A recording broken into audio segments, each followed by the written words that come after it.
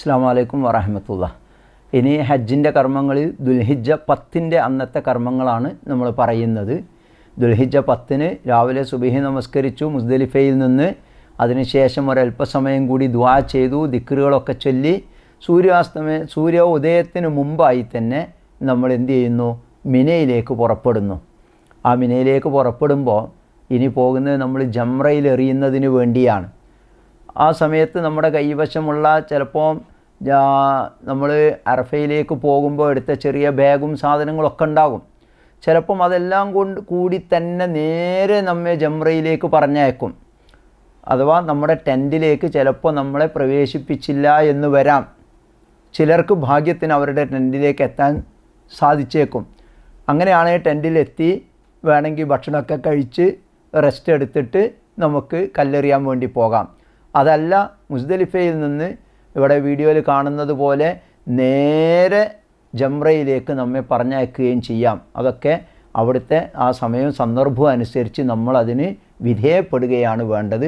അങ്ങനെ ജംറയിലെത്തിയാൽ ജംറയിൽ ആദ്യത്തെ പണി അന്ന് സുബിയൊക്കെ നമസ്കരിച്ച് നമ്മൾ പോവുകയാണ്. ഇനി ആദ്യത്തെ ജോലി എന്ന് പറയുന്നത്, കർമ്മം എന്ന് പറയുന്നത്, ഇബാദത്ത് എന്ന് പറയുന്നത് ജംറയിലെ കല്ലേറാണ്. അന്ന് നമ്മൾ എറിയുന്നത് ജംറത്തുൽ കുബ്ര എന്ന് പറയുന്ന അവസാനത്തെ ജംറയിലാണ്. ജംറത്തുൽ അഖബ എന്ന് പറയുന്ന അവസാനത്തെ ജംറയിലാണ് നമ്മൾ എറിയുന്നത്. 3 ജംറയാണുള്ളത്. വീഡിയോയിൽ നിങ്ങൾക്ക് കാണാം. ഇതിൽ 3-ാമത്തെ ജംറയിലാണ് നമ്മൾ കല്ലെറിയേണ്ടത്. അവിടെ കല്ലെറിയുന്നത് 7 കല്ലുകളാണ്. അവിടെ നമ്മൾ ചെയ്യേണ്ടത് ശാന്തമായിട്ട് പോയിട്ട്, ഇപ്പം വലിയ തിരക്കുകളോ ബഹളങ്ങളോ അല്ലെങ്കിൽ അപകടങ്ങളോ ഒന്നും ഇല്ലാത്ത വിധം അതൊക്കെ പരിഷ്കരിച്ചിട്ടുണ്ട് അവിടെ. എന്ന് പറഞ്ഞാൽ തൂണിന് പകരം വലിയ ചുമരാക്കിയിട്ടുണ്ട്. നിങ്ങൾക്ക് വീഡിയോയിൽ കാണുന്നത് പോലെ വലിയ ചുമരാണ് ഇപ്പോൾ ജംറയായിട്ട് നിശ്ചയിച്ചിട്ടുള്ളത്. അതിന് ചുറ്റുഭാഗത്ത് നിന്നിട്ട് നമുക്ക് എറിയാവുന്നതാണ്. അതിനടുത്ത് വീഡിയോയിൽ കാണുന്ന പോലെ ഒരു കെട്ടുണ്ട്. നമ്മുടെ കിണറിനൊക്കെ അളമറ കെട്ടുന്നത് പോലെയുള്ള കെട്ടുണ്ട്. ആ കെട്ടിൻ്റെ അടുത്ത് ചെന്ന് ചാരി നിന്നിട്ട് നമുക്ക് കല്ലെറിയാവുന്നതാണ്. അപ്പോൾ അന്ന് ഒറ്റ ജംറയിൽ മാത്രമാണ് എറിയുന്നത്. 10-ന് അത് ഉച്ചയ്ക്ക് മുമ്പാണ് നമ്മൾ എറിയേണ്ടത്. സാധിക്കാത്ത ആളുകൾക്ക്, അതല്ലെങ്കിൽ എന്തെങ്കിലും പ്രയാസമുള്ള ആളുകൾക്ക് വേണമെങ്കിൽ ഉച്ചയ്ക്ക് ശേഷമൊക്കെ പോയിട്ട് എറിയാം. പക്ഷേ അന്ന് സാധാരണഗതിയിൽ ദുൽഹിജ്ജ 10-ന് രാവിലെയും 11, 12, 13-ന് എറിയുന്നത് ഉച്ചയ്ക്ക് ശേഷവുമാണ് ചെയ്യേണ്ടത്. അപ്പോൾ രാവിലെ നമ്മൾ പോകുന്നു. ജംറത്തുൽ അഖബയിൽ 7 കല്ല്. എങ്ങനെയാണ് കല്ലെറിയേണ്ടത്? അല്ലാഹു അക്ബർ എന്ന് പറഞ്ഞുകൊണ്ട് ഓരോ കല്ലുകൾ എടുത്താണ് നമ്മൾ എറിയേണ്ടത്. അത് ആ ചുമരിൽ തട്ടിക്കൊള്ളണമെന്ന് നിർബന്ധമൊന്നുമില്ല. ആ തടത്തിൽ വീണാൽ മതി. ദേഷ്യം പിടിച്ച് പിന്നെ പിശാചിനെ എറിയുകയാണ് എന്ന ഉദ്ദേശത്തിൽ വേദനയാകാൻ വേണ്ടിയിട്ടൊക്കെ ഉറക്കെ എറിയണം എന്നൊന്നുമില്ല. അതൊന്നും ചെയ്യേണ്ടതില്ല. ചെരുപ്പ് ഊരി എറിയുന്നവരും അതുപോലെ വലിയ കല്ലെടുത്ത് എറിയുന്ന ആളുകളെയൊക്കെ ചിലപ്പോൾ നിങ്ങൾക്ക് അവിടെ കാണാം. അതൊന്നും ആവശ്യമില്ല. നമ്മളിതൊരു ഇബാദത്താണ്. അള്ളാഹുവും പ്രവാചകനും നമ്മോടത് ചെയ്യാൻ പറഞ്ഞു. അള്ളാഹുവിനെക്കുറിച്ചുള്ള ഓർമ്മയും സ്മരണയുമാണ് ആ സന്ദർഭത്തിലും നമ്മുടെ മനസ്സിൽ വേണ്ടത്. അള്ളാഹു അക്ബർ എന്ന് പറഞ്ഞ് ഓരോ കല്ലുകൾ എറിയുക. ചിലപ്പോൾ വലിയ കൂട്ടം ആളുകൾ വന്നേക്കാം. അപ്പോൾ ഒരു തിരക്ക് പോലെ നമുക്ക് അനുഭവപ്പെടാം. പക്ഷേ നമ്മൾ തിക്കാനും തിരക്കാനും ഒന്നും പോകേണ്ടതില്ല. ഒരല്പസമയം 1 മിനിറ്റ് ഒന്ന് മാറി നിന്നാൽ മതി. 7 കല്ലുകൾ ഒരാൾക്ക് എറിയാൻ 1/2 മിനിറ്റ് പോലും സമയം വേണ്ട. അപ്പോൾ ആ അര മിനിറ്റ് കൊണ്ട് ഈ വന്ന കൂട്ടം ഒന്നിച്ചാണ്ട് പോകും. അപ്പോൾ പിന്നെ ഫ്രീ ആകും. അപ്പോൾ അത് നോക്കിയിട്ട് നമ്മൾ അവിടെ പോകുന്നു, കല്ലെറിയുന്നു. 7 കല്ലുകൾ ഓരോന്നായിട്ട് എറിയുന്നു. ഇതിൽ ഒരു ഇളവുള്ളത് പണ്ഡിതന്മാർ പറഞ്ഞിട്ടുള്ളത്, ആർക്കെങ്കിലും പനിയോ പ്രയാസമോ നടക്കാൻ കഴിയാത്തയോ ഒക്കെ കാരണം അറഫയിൽ പോയി ക്ഷീണിച്ച് മുസ്ദലിഫയിൽ വന്ന് മുസ്ദലിഫയിൽ നിന്ന് പ്രയാസപ്പെട്ട് എങ്ങനെയെങ്കിലും മിനയിൽ ടെൻറ്റിലൊക്കെ എത്തിയാൽ ഇനി അവിടെ നിന്ന് വീണ്ടും 2-3 കിലോമീറ്റർ നടക്കാൻ കഴിയില്ല എന്നൊക്കെയുള്ള ആളുകൾക്ക് വേണമെങ്കിൽ അതിന് എറിയാൻ മറ്റൊരാളെ ചുമതലപ്പെടുത്താം. അങ്ങനെ ചുമതല ഏൽപ്പിക്കപ്പെട്ട ആൾ എന്താ ചെയ്യേണ്ടത്? ആദ്യം അവനവൻ്റേത് എറിയണം. അങ്ങനെ എറിഞ്ഞ ശേഷം ആർക്കാണോ ഏൽപ്പിക്കപ്പെട്ടത് അദ്ദേഹത്തിന് വേണ്ടി എന്ന് കരുതലോടുകൂടി പിന്നെ ഇതുപോലെ ഓരോ കല്ലുകളായിട്ട് 7 കല്ലുകൾ എറിയാണ് വേണ്ടത്. ഇത് 3-ാമത്തെ ജംറയിലാണ് എറിയുന്നത്. ആ ഒരു ജംറയിൽ മാത്രമാണ് ദുൽഹിജ്ജ 10-ൻ്റെ അന്ന് നമ്മൾ കല്ലെറിയുന്നത്. അത് 7 എറിഞ്ഞു കഴിഞ്ഞാൽ അവിടെ അധികം നിൽക്കാൻ സമ്മതിക്കില്ല, പ്രാർത്ഥിക്കാനൊന്നും അവിടെ സമ്മതിക്കില്ല. കാരണം നല്ല തിരക്കുണ്ടാകും. വേഗം അവിടെ നിന്ന് പുറത്തേക്ക് പോരണം. അപ്പോൾ അതിവിടെ ബോർഡ് ഉണ്ടാകും. ആ മൂന്നാമത്തെ ജംറ കഴിഞ്ഞാൽ പുറത്തേക്ക് ഇറങ്ങുന്നിടത്ത് ബോർഡ്, ഓരോ സ്ഥലത്തേക്കും ആരോ മാർക്ക് ഇട്ടിട്ടുള്ള ബോർഡ് കാണാം. നിങ്ങൾക്ക് പിന്നെ സ്ക്രീനിൽ കാണുന്നത് പോലെയുള്ള ബോർഡ് കാണാം. അത് നോക്കിയിട്ട് നമ്മുടെ ടെൻറ്റിലേക്ക് ഏതിലൂടെയാണോ പോകേണ്ടത്, ആദ്യം നമ്മുടെ ടെൻറ്റിൽ നിന്നൊക്കെ വേണമെങ്കിൽ നമ്മുടെ ഫോണിൽ ലൊക്കേഷനൊക്കെ സേവ് ചെയ്യുന്നത് നല്ലതാണ്. അങ്ങനെ അത് നോക്കിയിട്ട് നമ്മുടെ ടെൻറ്റിലേക്ക് നമ്മൾ നടന്നു പോകണം. അങ്ങനെ തിരിച്ച് ഒന്നുകിൽ നമ്മുടെ ടെൻറ്റിലേക്ക് വരാം. അതല്ലെങ്കിൽ ചില ആളുകൾ ഏറ് കഴിഞ്ഞാൽ നേരെ മക്കയിലേക്ക് പോകും, നടന്നോ. അതല്ലെങ്കിൽ അവിടുന്ന് കുറച്ച് താഴോട്ട് പോയാൽ ചിലപ്പോൾ ബസ് ഉണ്ട് എന്ന് പറയും. ആ ബസ്സിനോ പോയിട്ട് മക്കയിൽ പോയിട്ട് തവാഫും സഅയും ചെയ്യുന്ന ആളുകളുണ്ട്. അങ്ങനെയാണെങ്കിൽ തിരിച്ച് മിനയിലേക്ക് തന്നെ വരണം. അതല്ലെങ്കിൽ ഞാൻ നേരത്തെ പറഞ്ഞതുപോലെ ആദ്യം ഏറ് കഴിഞ്ഞ് നമ്മുടെ ടെൻറ്റിൽ വന്നാൽ പിന്നെ നമുക്കന്ന് ചെയ്യാനുള്ള പ്രവർത്തനം അറവാണ്. അറവിന് ഓൾറെഡി നമ്മളൊക്കെ പൈസ കൊടുത്തിട്ടുണ്ടാകും. പൈസ കൊടുത്താൽ 10 മണിയാകുമ്പോഴേക്ക് നമ്മൾ കൊടുത്ത ആ ആളുകളുടെ എണ്ണത്തിനനുസരിച്ച് ആടുകളെ സർക്കാർ സംവിധാനം ഉപയോഗിച്ച് അറവ് കഴിഞ്ഞിട്ടുണ്ടാകും.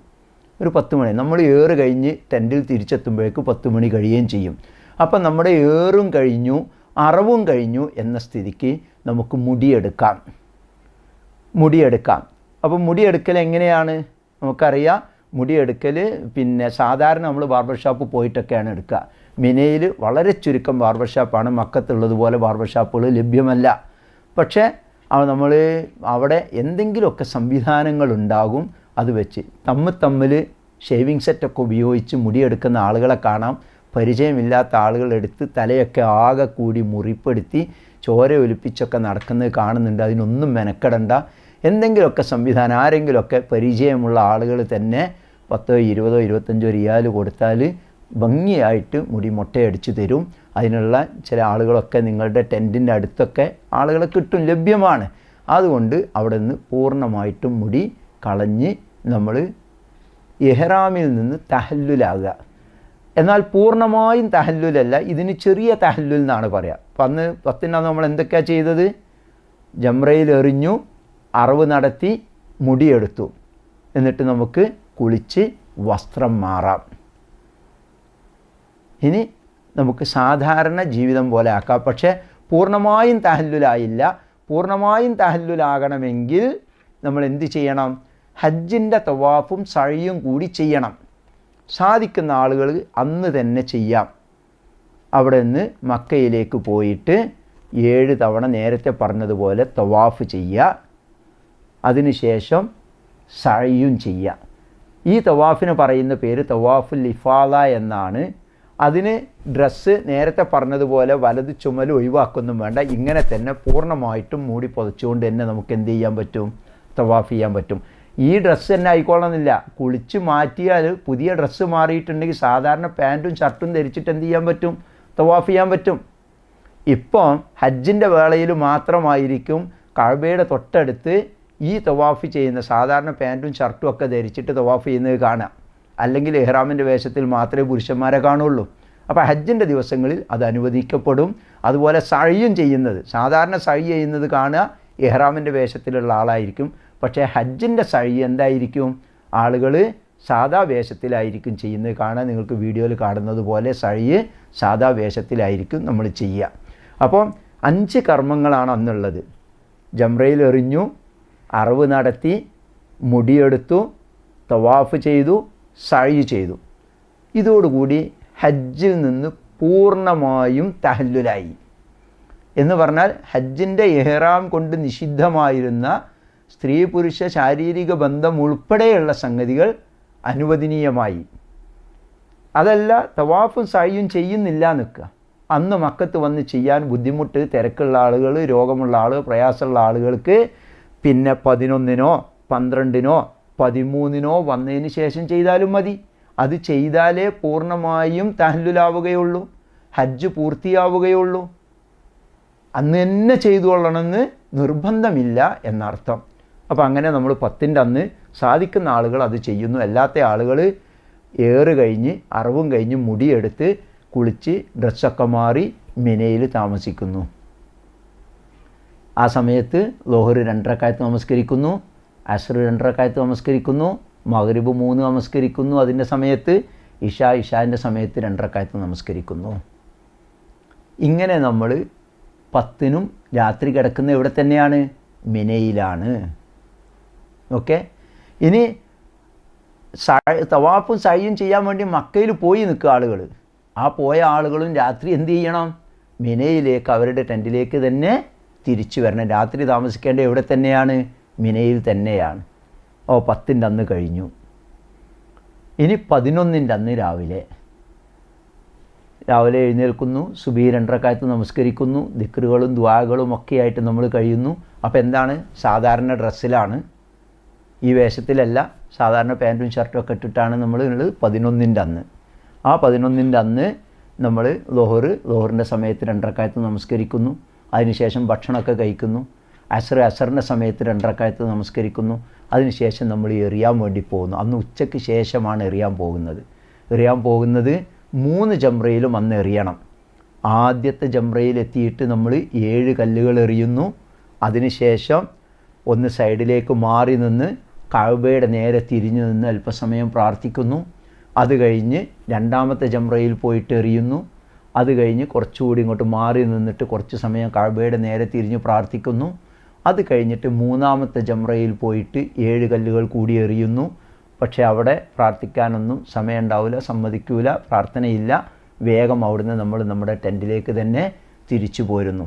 ഇത് ഉച്ചയ്ക്ക് ശേഷമാണ്. ളുഹർ നിസ്കരിച്ച് പോകേണ്ടവർക്ക് പോകാം, അസ്ർ നമസ്കരിച്ചിട്ടാണെങ്കിൽ അങ്ങനെ പോകാം. അത് പോരുന്നു. വീണ്ടും ടെൻറ്റിൽ വരുന്നു. ടെൻറ്റിലേക്ക് വരുന്ന വഴിക്ക് പറ്റുമെങ്കിൽ വേണമെങ്കിൽ മസ്ജിദുൽ ഖൈഫിൻ്റെ അടുത്തുകൂടെയാണ് വരിക. അവിടെ ഖൈഫിൽ ഏതെങ്കിലും നമസ്കാരത്തിന് വേണമെങ്കിൽ പങ്കെടുക്കാം. എല്ലാവർക്കും കൂടി ഒന്നും കയറി നമസ്കരിക്കാനുള്ള സൗകര്യം അവിടെ ഉണ്ടാവില്ല. എന്നാലും ചില ആളുകളൊക്കെ മസ്ജിദുൽ ഖൈഫിലൊന്ന് നമസ്കരിക്കണം എന്ന ആഗ്രഹമുള്ള ആളുകളുണ്ടാകും. അവർക്ക് വേണമെങ്കിൽ അങ്ങനെ ചെയ്യാവുന്നതാണ്. ശരി, ദുൽഹിജ്ജ 11 നമ്മൾ പറഞ്ഞത്. അന്ന് 3 ജംറയിലും എറിയുന്നു. പിന്നെ അതത് സമയത്ത് ഖസ്റായിട്ട് നമസ്കരിക്കുന്നു. രാത്രി അവിടെ കിടന്നുറങ്ങുന്നു. 12ൻ്റെ അന്നും ഇതുപോലെ തന്നെയാണ്. സുബഹി നമസ്കരിക്കുന്നു, ളുഹർ നമസ്കരിക്കുന്നു, ഭക്ഷണം കഴിക്കുന്നു, അതുപോലെ അസ്ർ നമസ്കരിക്കുന്നു. അതിനുശേഷം അസറിന് ശേഷമോ ളുഹറിന് ശേഷം ഉച്ചയ്ക്ക് ശേഷം 3 ജംറയിലും 11 പോലെ തന്നെ 12നും നമ്മൾ പോയിട്ട് കല്ലെറിയുന്നു. 7 വീതം കല്ലുകൾ 3 ജംറയിലും അല്ലാഹു അക്ബർ എന്ന് പറഞ്ഞുകൊണ്ടാണ് എറിയുന്നത്. 1ാമത്തെ ജംറയിൽ എറിഞ്ഞ ശേഷം സൈഡിലേക്ക് മാറി നിന്നിട്ട് കഅബയുടെ നേരെ തിരിഞ്ഞ് പ്രാർത്ഥിക്കുന്നു. 2ാമത്തേതിലും എറിഞ്ഞതിന് ശേഷം ഇതുപോലെ പ്രാർത്ഥിക്കുന്നു. 3ാമത്തേതിൽ എറിഞ്ഞിട്ട് വേഗം അവിടെ നിന്ന് നമ്മുടെ ടെൻറ്റിലേക്ക് തന്നെ തിരിച്ചു പോരുന്നു. ഈ 11നും 12നും നേരത്തെ 10ന് പോയിട്ട് തവാഫും സഅയും ചെയ്തിട്ടില്ലാത്ത ആളുകൾക്ക് വേണമെങ്കിൽ രാവിലെ പോയിട്ട് മക്കയിൽ പോയിട്ട് തവാഫും സഅയും ചെയ്ത് തിരിച്ചു വരാവുന്നതാണ്. ഏതായാലും അന്ന് തവാഫും സഅയും ചെയ്യാൻ 11നോ 12നോ പോകുന്ന ആളുകൾ തിരിച്ചു വരണം. അതുപോലെ ഏറും അന്ന് നടത്തണം, അത് വിട്ടുപോകാൻ പാടില്ല. ഇനി 12ൻ്റെ അന്ന് എറിഞ്ഞു കഴിഞ്ഞ ശേഷം ആർക്കെങ്കിലും മക്കയിലേക്ക് പോകണം എന്ന് തോന്നുകയാണെങ്കിൽ മിനയിലെ താമസം അവസാനിപ്പിച്ച് മക്കയിലേക്ക് പോകാവുന്നതാണ്. എന്ന് പറഞ്ഞാൽ അടുത്ത ദിവസത്തെ ഏറ് വേണ്ടതില്ല എന്നർത്ഥം. അങ്ങനെ ഒരു ഇളവ് ഖുർആൻ തന്നെ നൽകിയിട്ടുണ്ട്.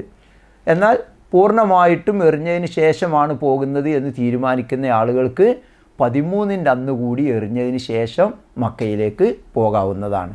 അപ്പോൾ 12ൻ്റെ അന്ന് പോകുമ്പോൾ 13ൻ്റെ അന്നത്തെ ഏറും കൂടി എറിയണോ? അത് വേണ്ട. അത് ഒരു ഇളവ് തന്നെയാണ്. ആവശ്യമുള്ള ആളുകൾക്ക്, ചിലപ്പോൾ രോഗികളായിട്ടുള്ള ആളുകളുണ്ടാകാം, അതുപോലെ ചില അത്യാവശ്യങ്ങളുള്ള ആളുകളുണ്ടാകാം. അങ്ങനത്തെ ആളുകൾക്കൊക്കെ വേണമെങ്കിൽ എന്ത് ചെയ്യാം? 12ൻ്റെ അന്നത്തെ കല്ലേറോടുകൂടി അവസാനിപ്പിച്ച് മക്കയിലേക്ക് തിരിച്ചു പോകാവുന്നതാണ്. അതല്ല 12ൻ്റെ അന്ന് അങ്ങനെ പോകുന്നവർ മഗ്‌രിബിന് മുമ്പ് പോകണം. മഗ്‌രിബിന് മുമ്പ് മിനയിൽ നിന്ന് യാത്ര പോകണം. അതല്ല മഗ്‌രിബിന് ശേഷവും അവിടെ തന്നെ തങ്ങുകയാണെങ്കിൽ 13ൻ്റെ അന്നും ഉച്ചയ്ക്ക് ശേഷം എറിഞ്ഞതിന് ശേഷമാണ് മക്കയിലേക്ക് പോകേണ്ടത്. സാധാരണ 13ൻ്റെ അന്ന് ചെയ്യുക എങ്ങനെയാണെന്ന് വെച്ചാൽ ളുഹർ ബാങ്ക് കൊടുക്കുന്നതിൻ്റെ തൊട്ട് മുമ്പായിട്ട് ജംറയിലെത്തും. അന്നൊക്കെ പിന്നെ മെട്രോ ഉണ്ടാകും. മെട്രോയിൽ വേണമെങ്കിൽ പോകാൻ വേണ്ടി സാധിക്കും. ടിക്കറ്റൊന്നും വേണ്ട. 10ൻ്റെ അന്ന് മാത്രം മുൻകൂട്ടി ബുക്ക് ചെയ്യേണ്ടി വരും. 11നും 12നും 13നും ഒക്കെ മെട്രോയിൽ ഫ്രീ ആണ്. നമുക്ക് ജംറയിലേക്ക് പോകാൻ സൗകര്യമാണ്. മെട്രോ സ്റ്റേഷൻ്റെ അടുത്താണ് നിങ്ങളുടെ ടെൻറ്റ് എങ്കിൽ മെട്രോയിൽ കയറിയിട്ട് പോകാവുന്നതാണ്. അങ്ങനെ സാധാരണ നമ്മൾ ചെയ്യാറുള്ളത് 13-ൻ്റെ അന്ന്, കാരണം അന്ന് തിരിച്ച് മക്കയിലേക്ക് പോകാനുള്ളതാണല്ലോ, ഉച്ചയ്ക്ക് ശേഷമാണ് ജംറയിൽ എറിയേണ്ടത്. അപ്പോൾ ഒരു ലോഹർ ബാങ്ക് കൊടുക്കുന്നതിനോട് അടുപ്പിച്ച് ജംറയിൽ എത്തുകയും ലോഹർ ബാങ്ക് വിളിച്ച ശേഷം നമ്മൾ ജംറയിൽ എറിയുകയും ചെയ്തിട്ട് തിരിച്ചു വന്ന് ടെൻറ്റിൽ വന്ന് നമസ്കരിച്ച് ഭക്ഷണം കഴിച്ച് സാധനങ്ങളൊക്കെ എടുത്ത് മക്കയിലേക്ക് നമ്മുടെ റൂമിലേക്ക് നമ്മൾ പോരുകയാണ് ചെയ്യുക. അപ്പോൾ 10-ൻ്റെ അന്നോ 11-ൻ്റെ അന്നോ 12-ൻ്റെ അന്നോ മക്കയിൽ വന്ന് ഹജ്ജിൻ്റെ തവാഫായ തവാഫുൽ ഇഫാദയും അതുപോലെ തന്നെ സഅയും ചെയ്തിട്ടില്ലാത്ത ആളുകൾ 13-ന് മക്കയിൽ വന്നിട്ട് എന്ത് ചെയ്യണം? തവാഫും സഅയും ചെയ്യണം. അപ്പോഴാണ് അവർ പൂർണ്ണമായ തഹല്ലുലാവുക. ഓക്കെ, അപ്പോൾ ഹജ്ജിൻ്റെ തവാഫും സഅയും കൂടി നേരത്തെ ചെയ്തിട്ടില്ലാത്ത ആളുകൾ അതുകൂടി ചെയ്യുന്നതോടുകൂടി പൂർണ്ണമായും തഹല്ലുലായി. ഇതോടുകൂടി ഹജ്ജിൻ്റെ കർമ്മങ്ങൾ പൂർത്തിയായോ? ഇല്ലേ? പൂർത്തിയായോ? ഇല്ല. ഒരു കർമ്മം കൂടി ബാക്കിയുണ്ട്. അതേതാണ്? തവാഫുൽ വിദാ എന്ന് പറഞ്ഞാൽ ഹജ്ജ് നിർവഹിച്ച് നാഥൻ്റെ ഭവനത്തോട് വിട പറഞ്ഞു പോരുന്ന സന്ദർഭത്തിൽ ഒരു തവാഫ് കൂടി ചെയ്തിട്ടാണ് നമ്മൾ മടങ്ങിപ്പോരുക. അതിനെയാണ് തവാഫുൽ വിദാ എന്ന് പറയുന്നത്. രോഗികളോ അതുപോലെ തന്നെ സ്ത്രീകൾക്ക് ചിലപ്പം വിമാന ടിക്കറ്റിൻ്റെ സമയം ഒക്കെ നിശ്ചയിക്കപ്പെട്ട് ചിലപ്പം ആർത്തവമൊക്കെ ഉണ്ടെങ്കിൽ ചെയ്യാൻ കഴിയില്ലെങ്കിൽ അവർക്കതിന് വിരോധമില്ല, അവർക്ക് മടങ്ങിപ്പോരാവുന്നതാണ്. അതേ സമയത്ത് ബാക്കിയുള്ള ആളുകളൊക്കെ വിദാഇൻ്റെ തവാഫ് ചെയ്യണം. ആ തവാഫിലൊരു പ്രത്യേകതയുണ്ട്. മറ്റ് തവാഫിൽ നടത്തിയതുപോലെയൊക്കെയുള്ള ദുആകൾ നമ്മൾ നടത്തുമെങ്കിലും ആ തവാഫിൽ നിങ്ങൾ പ്രത്യേകമായി നടത്തുന്ന 2 ദുആകളുണ്ടാവും. ഏതൊക്കെയാണത്? ഏതൊക്കെയാണ്? ഒന്ന് ഇഞ്ഞും കാണാൻ അല്ലേ, അതെല്ലാവരും ദുആ ചെയ്യും. പലരും ഉംറക്കൊക്കെ പോയിട്ട് അങ്ങനെ പ്രാർത്ഥിച്ചതിൻ്റെ ഫലമായിരിക്കാം വീണ്ടും ഈ ഹജ്ജിന് അവസരം കിട്ടിയിട്ടുള്ളത്. ഇനിയും ഇവിടെ എത്തിക്കണേ നാഥാ എന്ന പ്രാർത്ഥന തീർച്ചയായിട്ടും ആ തവാഫിൽ എല്ലാവരും നിർവഹിക്കും. കാരണം അവിടുന്ന് പോരുകയാണ്. അള്ളാഹുവിൻ്റെ ഒരു കഥ ഉണ്ടെങ്കിൽ മാത്രമേ ഇനിയും നമുക്കവിടെ എത്തിച്ചേരാൻ പറ്റുള്ളൂ. അതൊരു മഹാസൗഭാഗ്യമാണ്. അതിനുവേണ്ടി നമ്മൾ പ്രാർത്ഥിക്കും തീർച്ചയായിട്ടും. അതല്ലാത്തൊരു പ്രാർത്ഥന നിർബന്ധമായി നമ്മൾ നടത്തേണ്ട മറ്റൊരു പ്രാർത്ഥനയുണ്ട്. എന്താണ് ആ പ്രാർത്ഥന? അത് തന്നെ, ഇത് സ്വീകരിക്കണേ എന്ന പ്രാർത്ഥന. നമ്മുടെ തവാഫിൽ നമ്മൾ ആത്മാർത്ഥമായിട്ട് തവാഫുൽ വിദായിൽ നമ്മൾ പ്രാർത്ഥിക്കണം. റബ്ബേ, എൻ്റെ നാട്ടിൽ നിന്ന് പോന്ന് വീട്ടുകാരെ വിട്ട് കൂട്ടുകാരെ വിട്ട് ബിസിനസ് മാറ്റി വെച്ച് ജോലി ലീവെടുത്ത് ഒരുപാട് പണം ചെലവഴിച്ച് സാഹസപ്പെട്ട് ഞാനിവിടെ വന്ന് സാധ്യമാകുന്ന അത്രയും ഇഖ്ലാസോടുകൂടി തഖ്വയിൽ അധിഷ്ഠിതമായി ഞാൻ എൻ്റെ കർമ്മങ്ങൾ ചെയ്തിട്ടുണ്ട്. പടച്ചോനെ, വീഴ്ചകൾ സംഭവിച്ചിട്ടുണ്ടാകാം, പോരായ്മകൾ വന്നിട്ടുണ്ടാകാം, മനുഷ്യ സഹജമാണവ. അതുകൊണ്ട് നാഥാ നീ ഇത് സ്വീകരിക്കണേ എന്ന പ്രാർത്ഥന, റബ്ബനാ തഖബ്ബൽ മിന്നാ എന്ന പ്രാർത്ഥന, അത് നമ്മൾ നിർവഹിക്കണം. വിദാഇൻ്റെ തവാഫിൽ ആ പ്രാർത്ഥന കൂടി നിർവഹിച്ച് പൂർണ്ണമായ സംതൃപ്തിയോടുകൂടി ജീവിതത്തിൽ ഏറ്റവും വലിയൊരു അമൽ ചെയ്ത ആ ഒരു പ്രതീതിയോടുകൂടി സന്തോഷത്തോടെ നമ്മൾ മക്കയിൽ നിന്നും മടങ്ങിപ്പോരണം. അങ്ങനെ മക്കയിൽ നിന്നും മടങ്ങി തവാഫുൽ വിദാ ചെയ്താൽ പിന്നെ അധിക സമയം മക്കയിൽ താമസിക്കാനോ തങ്ങാനോ പാടില്ല, വേഗം പോരണം. അതല്ല പിന്നെയും എന്തെങ്കിലും ഒരു കാരണവശാൽ ഒരു ദിവസം കൂടി അവിടെ നിൽക്കേണ്ടി വന്നു നിൽക്കുക, അങ്ങനെയാണെങ്കിൽ സാധിക്കുമെങ്കിൽ വീണ്ടും തവാഫുൽ വിദാ നിർവഹിച്ചതിന് ശേഷമാണ് നമ്മളവിടുന്ന് പോരേണ്ടത്. അങ്ങനെ നമ്മളവിടുന്ന് പോന്ന് പെട്ടിയൊക്കെ റെഡിയാക്കി നാട്ടിലേക്കുള്ള സാധനങ്ങളൊക്കെ ഉണ്ടാകും, അതൊക്കെ എടുത്ത് കുടുംബത്തെ കാണാനുള്ള അതിയായ താല്പര്യത്തോടും ആഗ്രഹത്തോടും കൂടി വിമാനത്താവളത്തിൽ വന്ന് വിമാനത്തിൽ കയറി നാട്ടിലൊരു ഇറക്കമുണ്ട്. ഹാജിയായിട്ടല്ല, ഹജ്ജ് ചെയ്ത് പൂർണ്ണമായും മാറ്റം വന്ന ഒരു മനുഷ്യൻ എന്ന നിലക്ക് ആ മനുഷ്യനെക്കുറിച്ച് പ്രവാചക തിരുമേനി സല്ലല്ലാഹു അലൈഹി വസല്ലം പറഞ്ഞത് ഉമ്മ പ്രസവിച്ച കുഞ്ഞിനെപ്പോലെയാണ് എന്നാണ്. എന്താണ് സഹോദരങ്ങളെ അതിൻ്റെ അർത്ഥം? വിമാനത്താവളത്തിലേക്ക് വരുമ്പോൾ നിങ്ങളെ സ്വീകരിക്കാൻ വരുന്നവർ ബേബി സോപ്പും പൗഡറൊക്കെ ആയിട്ട് വരണമെന്നാണോ? അങ്ങനെയല്ലല്ലോ. ആശുപത്രിയിൽ പ്രസവ വാർഡിൽ നിന്ന് നേഴ്സിൻ്റെ കയ്യിൽ നിന്ന് വെള്ളത്തുണിയിൽ പൊതിഞ്ഞ് നമ്മൾ വാങ്ങുന്ന ചോരപ്പൈതലില്ലേ, ആ ചോരപ്പൈതലിൻ്റെ മനസ്സിൽ എന്ത് പകയാണുള്ളത്, ആരോടുള്ള വെറുപ്പും വിദ്വേഷവുമാണുള്ളത്. എന്ത് വാശിയാണുള്ളത്, ഏത് പാപക്കറയാണുള്ളത്? ഒന്നുമില്ലാത്ത ക്ലീൻ സ്ലേറ്റ് പോലെയുള്ള, ക്ലീൻ പേപ്പർ പോലെയുള്ള ആ ശുദ്ധ മനസ്സിനുടമയാണ് ആ കുട്ടിയെങ്കിൽ ആ കുട്ടിയോടാണ് റസൂൽ സല്ലല്ലാഹു അലൈഹി വസല്ലമ ഈ ഹജ്ജ് കഴിഞ്ഞ് നാട്ടിൽ തിരിച്ചെത്തുന്ന ഒരാളെ ഉപമിച്ചത് എന്ന് മനസ്സിലാക്കുമ്പോൾ നമ്മിൽ ഒരുപാട് മാറ്റങ്ങൾ ഉണ്ടാവേണ്ടതുണ്ട്. തുടർന്ന് അങ്ങോട്ടുള്ള ജീവിതത്തിൽ പോകുമ്പോൾ ആരോടെങ്കിലുമൊക്കെ വെറുപ്പോ വിദ്വേഷമോ പിണക്കമോ വാശിയോ ഒക്കെ ഉണ്ടായിരുന്നെങ്കിൽ തിരിച്ചു വരുന്നയാളുടെ മനസ്സിൽ അതൊന്നും ഉണ്ടാകാൻ പാടില്ല. എല്ലാ പാപങ്ങളും അത് കഴുകിക്കളഞ്ഞ് വൃത്തിയായിട്ടാണ് നമ്മൾ വരുന്നത്. എഹ്റാമിന് ഡ്രസ്സിങ്ങിന് വേണ്ടിയിട്ട് ഈ ഷർട്ട് നമ്മൾ അഴിച്ചു മാറ്റിയപ്പോഴേ അതിൻ്റെ കൂടെ വെറും കേവലം ഒരു ഷർട്ട് മാത്രമല്ല അഴിച്ചു വെച്ചത്. നമ്മുടെ മനസ്സിൻ്റെ എല്ലാ കിബറും അഹങ്കാരവും എല്ലാ വേണ്ടാത്തനങ്ങളും അഴിച്ച് നമ്മൾ മാറ്റിവെച്ചതാണ്. എഹ്റാമൊക്കെ കഴിഞ്ഞ് ഹജ്ജൊക്കെ കഴിഞ്ഞ് വീണ്ടും ഈ വസ്ത്രം എടുത്തണിയുമ്പോഴേ ആ കൂട്ടത്തിൽ ആ അഴിച്ചു വെച്ച എല്ലാ ദോഷങ്ങളും എടുത്തണിഞ്ഞിട്ടല്ല നാട്ടിലേക്ക് നമ്മൾ വരേണ്ടത്.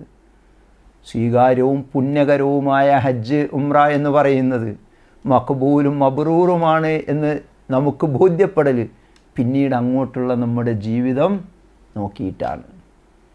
അതുകൊണ്ട് ആ രൂപത്തിലുള്ള മഖബൂലും മബ്റൂറുമായ പൂർണ്ണമായും മാറ്റത്തിന് വിധേയനായ ഒരു ഹാജിയായി നമുക്ക് നാട്ടിൽ വിമാനമിറങ്ങാൻ കഴിയണം. പിന്നീടുള്ള ജീവിതം അതിനനുസരിച്ച് ചിട്ടപ്പെടുത്താനും നമുക്ക് സാധിക്കണം. കഠിനമായ ഒരു പരിശ്രമത്തിലൂടെ നാം നേടിയെടുത്ത ആത്മീയമായ ആ ബോധവും തഖ്വയും ജീവിതത്തിലുടനീളം കൊണ്ടു നടക്കാൻ നമുക്ക് സാധിക്കണം. അങ്ങനെ അങ്ങോട്ട് മരിച്ചു പോയാൽ സ്വർഗം നമുക്ക് പ്രതിഫലമായി ലഭിക്കും. അത്തരം സജ്ജനങ്ങളുടെ കൂട്ടത്തിൽ അള്ളാഹു നമ്മയൊക്കെ ഉൾപ്പെടുത്തി അനുഗ്രഹിക്കുമാറാവട്ടെ എന്ന് പ്രാർത്ഥിക്കുകയാണ്.